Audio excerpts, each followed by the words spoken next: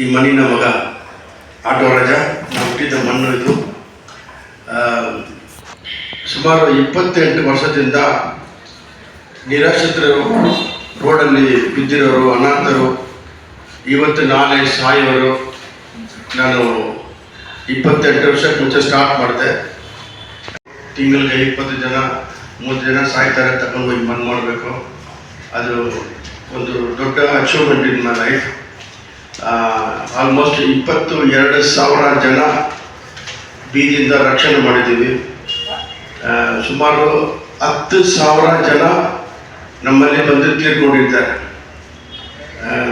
At least ತಿಂಗಳಿಗೆ 20-30 ಜನ ಸಾಯ್ತಾರೆ. ಅವ್ರಿಗೆಲ್ಲ ಕೊನೆ ಆಸೆ ಎಲ್ಲ ಏನಿದೆ ಅವ್ರಿಗೆ ಪೂರ್ತಿ ಮಾಡಬೇಕು. ಮೆಡಿಕಲ್ ಸಪೋರ್ಟ್ ಎಲ್ಲ ಈಗ ಸದ್ಯಕ್ಕೆ 80 ಬೆಡ್ ಹಾಸ್ಪಿಟಲ್ ಮಾಡ್ತೀವಿ. ಎಲ್ಲ ಒಟ್ಟಿಗೆ ಇಟ್ಕೊಂಡು ಈಗ ಚಟುವಟಿಕೆಗಳೆಲ್ಲ ಇರ್ತಾರೆ. ಆದ್ದರಿಂದ ಪೊಲೀಸ್ ಏನು ಮಾಡ್ತಾರೆ, ಅವ್ರಿಗೆ ಪೊಲೀಸು FRR ಇಮಿಗ್ರೇಷನ್ ಕಮಿಷನರ್ ಅವರು ಅರೆಸ್ಟ್ ಮಾಡಿ ತಂದು ನಮ್ಮ ಹತ್ರ ಬಿಡ್ತಾರೆ. ಈಗ 2 ವರ್ಷದಿಂದ 330 ಜನ ಮೇಲೆ ನಾವು ಡಿಪೋರ್ಟ್ ಮಾಡಿದ್ದೀವಿ. ಸರ್ಕಾರದ ಜೊತೆಗೆ ಸೇರಿಕೊಂಡು 330 ಜನ ಮೇಲೆ ನಾವು ಅವ್ರ ದೇಶಕ್ಕೆ ಕಳಿಸಿದ್ದೀವಿ. ಅವ್ರ ತಿರ್ಗಾ ಬರೋಕ್ಕೆ ಚಾನ್ಸಸ್ ಇಲ್ಲ. ಎರಡನೇದು, ಈಗ ಪ್ರೆಸೆಂಟು 85 ಜನ ಆಫ್ರಿಕನ್ಸ್ ಇದ್ದಾರೆ. ಲೇಡೀಸು ಜಾಸ್ತಿ, ಈಗ ಲೇಡೀಸ್ ಇದ್ದಾರೆ, ಜೆಂಟ್ಸ್ ಇದ್ದಾರೆ. ಬಾಂಗ್ಲಾದೇಶದವರು ಒಂದು 25% ಇದ್ದಾರೆ.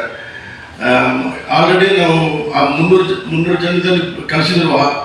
ಬಾಂಗ್ಲಾದೇಶದಿಂದೆಲ್ಲ ಒಳ್ಳೆ ನಮಗೆ ಹೆಸರು ಬಂದಿದೆ. ಇಂಥ ನಾವು ಅವ್ರಿಗೆ ಒಳ್ಳೆ ಸಪೋರ್ಟ್ ಮಾಡಿದ್ದೇವೆ. ಊಟ ಕರೆಕ್ಟಾಗಿ ಕೊಟ್ಟಿದ್ದೀವಿ, ಅವ್ರಿಗೆಲ್ಲ ಸಪೋರ್ಟ್ ಮಾಡಿದಿರುತ್ತೆ. ಸರ್ಕಾರ ಅದು 2 ಇದೆ. ಒಂದು ತುಮಕೂರಲ್ಲಿ ಒಂದಿದೆ, ಬ್ಯಾಂಗ್ಳೂರು ಒಂದಿದೆ. 30 ಬೆಡ್ 40 ಬೆಡ್ ಮಾಡಿದ್ದಾರೆ. ಆದರೆ ಬ್ಯಾಂಗ್ಳೂರಲ್ಲಿ ಒಂದು ಕಡೆ ಅಂತ ಹೇಳಿದ್ರು. ಆದರೆ ಈಗ ನಾನೇನಂದರೆ 200 ಬೆಡ್ ಮಾಡ್ತಾ ಇದ್ದೀನಿ.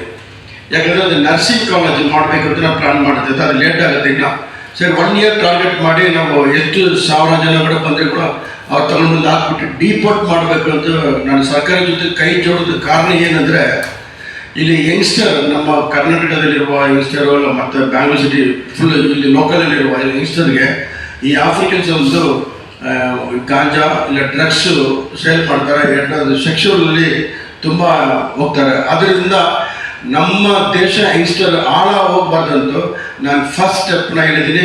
I want to join the hands with the government. ಕಾಲೇಜ್ಗಾಗಿ ಆ ಬಿಲ್ಡಿಂಗ್ ಪೂರ್ತಿ ಮಾಡಿ ಜಲ್ದಿ ಬೇಗ ಅವ್ರಿಗೆ ಡಿಪೋರ್ಟ್ ಮಾಡ್ತಾರೆ. ಖಂಡಿತ may be in one year 2000 people ಕೂಡ ನಾವು ಡಿಪೋರ್ಟ್ ಮಾಡ್ಬೋದು. ಸರ್ಕಾರ ಸಪೋರ್ಟ್ ಮಾಡ್ತಾರೆ. ಪ್ಲಸ್ ಈಗ ನಾಳೆ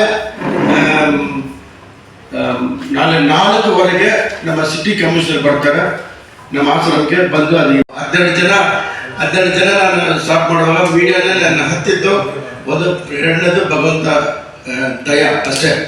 ಇವತ್ತು ದೊಡ್ಡ ಬಂಡೆಗೆ ದೊಡ್ಡ ಗುಡ್ಡೆ ಥರ ನಾನು ಬೆಳೆದಿದ್ದೀನಿ. ಅವ್ರಿಗೆ ಏನು ಬೇಕು ಅಂದರೆ ಅವ್ರಿಗೆಲ್ಲ ಸೌಲಭ್ಯ, ಆದರೆ ಸರ್ಕಾರ ಸಪೋರ್ಟ್ ಇಲ್ಲ. ಕಮಿಷನ್ ಪರ್ಮಿಷನ್ ಬಿಡ್ತಾರೆ, ಆಮೇಲೆ ಹೊರಗಡೆ ಅಡ್ಮಿಷನ್ ಮಾಡ್ತಾರೆ. ಅಡ್ಮಿಷನ್ ಮಾಡುವಾಗ ಚೆಕ್ ಮಾಡ್ತೀವಿ ಏನೇನೋ ಅವ್ರು ಕರೆಕ್ಟಾಗಿ ಮಚ್ಚಿಗೆ ಇಟ್ಕೊಂಡಿರ್ತಾರೆ, ನೈಫ್ ಇಟ್ಕೊಂಡಿರ್ತಾರೆ, ಎಲ್ಲ ಸೇಫ್ಟಿ ಮಾಡಿಕೊಂಡು ಅವ್ರಿಗೆ ಇಟ್ಕೊಳ್ತೀವಿ ಹೊರಗಡೆ. ಆಮೇಲೆ